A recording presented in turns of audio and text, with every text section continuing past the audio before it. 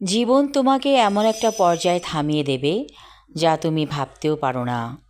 এই যে আমরা প্রতিদিন নিঃশ্বাস নিচ্ছি, হাঁটাচলা করছি, খাচ্ছি দাচ্ছি, একদিন হঠাৎ করে দেখা যাবে আমি বা তুমি হারিয়ে গেছি পৃথিবী থেকে। মানুষ মানুষকে সহ্য করতে পারে না। কিছু মানুষ আছে সারাক্ষণ কেবলই ষড়যন্ত্র করে থাকে। এই মানুষগুলোর কথা মাঝে মাঝে আমি ভাবি, এরা কতটুকু পাষাণ যে একটা মানুষের জীবন প্রদীপ নিভিয়ে দিতে চায়। তারা এমনভাবে ষড়যন্ত্র করে যে ওই মানুষটার যেন মৃত্যু হয়ে যাক। তারা কি বোঝে না মানুষের মৃত্যু আল্লাহর হাতে? তারা যতই ষড়যন্ত্র করুক না কেন, কখনোই তা তারা পারবে না, কারণ আল্লাহ যাকে চান তাকে রাখবেন। তারপরও মানুষগুলো এই ভুলভ্রান্তির মধ্যে ঘুরপাক খাচ্ছে।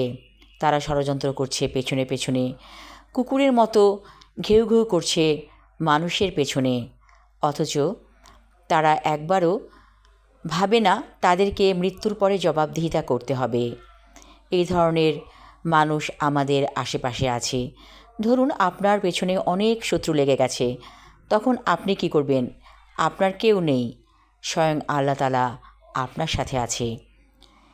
আল্লাহ যদি আপনাকে রক্ষা করতে চান, কার কি সাধ্য আছে আপনার ক্ষতি করা? তো এগিয়ে যান আপনার লক্ষ্যে, ঠিকই আপনি এগিয়ে যেতে পারবেন সকল বাধা বিপত্তি অতিক্রম করে। যদি আপনি সমাজের এমন মানুষের পাল্লায় পড়ে যান, তাহলে একটি কথাই আপনি ভাববেন, কুকুরের কাজ কুকুর করছে, আপনি তাদেরকে পাত্তা দিবেন না। ওই মানুষগুলো হচ্ছে কুকুরের পর্যায়ে পড়ে গেছে। তারা সারাক্ষণ ঘেউ ঘেউ করবে, আপনার বিরুদ্ধে লেগে থাকবে। অবশ্য এমন কুকুর আছে যারা খুবই বিশ্বস্ত, আপনি তাদেরকে মারলেও তারা আপনাকেই ভালোবাসবে। কিন্তু কুকুরের স্বভাব হচ্ছে ঘেউ ঘেউ করা। এই স্বভাবটা ওই মানুষদের মধ্যে আছে, অকৃতজ্ঞ, বেঈমান। এদের কাছ থেকে আপনি দূরে থাকুন। আপনি যাকে পছন্দ করছেন না তার কাছেও যাবেন না। যে আপনার শত্রু তাকে এড়িয়ে চলুন।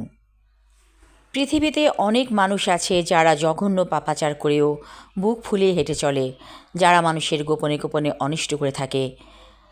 এরা হচ্ছে পশুর চেয়েও অধম। এই পশু সদৃশ্য মানুষগুলোকে আল্লাহ হেদায়েত দান করুক, এই প্রত্যাশা করছি। সবাই ভালো থাকুন, সুস্থ থাকুন। ধন্যবাদ।